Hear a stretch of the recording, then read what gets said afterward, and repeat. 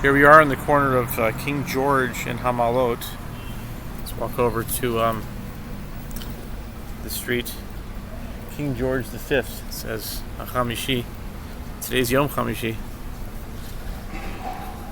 Chamishi has the same letters as Mishichi, which means Messianic. But we see here Rachov Hama'alot. And this Ma'alot means the steps, the levels of ascent, stairway. And in the Psalms, starting from Psalm around 120 until that area, there are 15 songs of ascent. And the very famous one, 126, talks about the future redemption. And I found it very interesting that in the 752 squares we actually reached because of the way the year was laid out, and the leap year this year, 24, a tough Shin Pei Daled, put us at the 15th square, 752 square, which even gives it more interest, more credibility. But so we're at the 15th square, so this is a meaningful street to me in some ways, and I think it'd be significant to do the 15th square here as it landed at this time. In fact, the squares always started on Thursdays, and today is Thursday. So because of the leap year, the sun, the Gregorian calendar and the Hebrew calendar are separate. In the Hebrew calendar, we're really still in the 14th square, but in the secular calendar, Gregorian, or the sun, as I call it, we're actually into the 15th square, which started on April 29th of 2021. And Achrei Mos, this parsha, is the 29th parsha of the Torah, which is very interesting as well. So we'll start counting the numbers of the 752 square while walking up the street. I think that will be very meaningful. Maybe not just to me, maybe to other people as well. The 15th 752 square represents the time passage of Yom Chamishi,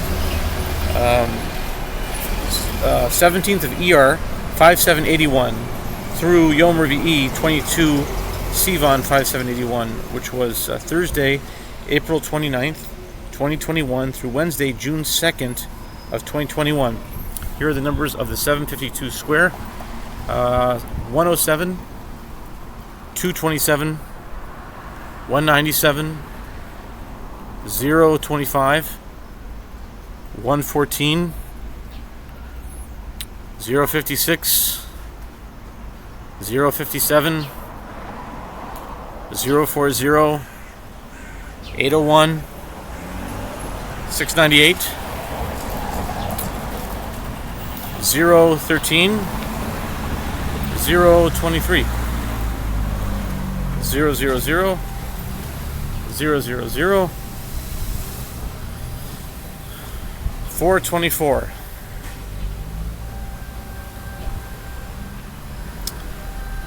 099, 299,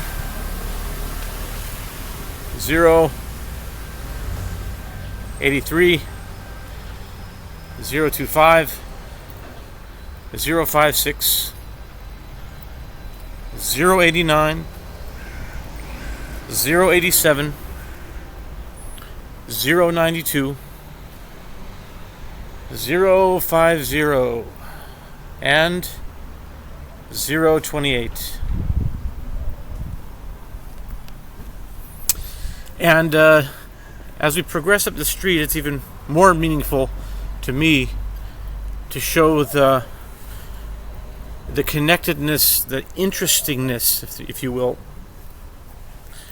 of life. When one event was happening at one time, that may have been traumatic or disturbing. Maybe there's another event that is redeeming, liberating. And as we come to this corner, this is really where the whole event of Hamalot and Shmuel HaNagid, and we turn right onto Shmuel HaNagid, we'll come to a very important building, which I believe is the law office of an attorney by the name of Baruch ben Yosef. And he is the attorney for, I'm not sure exactly, but I think it's the copyright or the something to do with the publishing of a very important individual that I believe will be instrumental in the ultimate redemption. We just turned around from Hamalot and we come to, this is 7 Shmuel HaNagid, and we see the law office of Baruch ben Yosef. Here it is. So while that was happening, this is also happening. And this is the 15th square, which I find interesting due to the messianic psalms of the Shir Hamalos.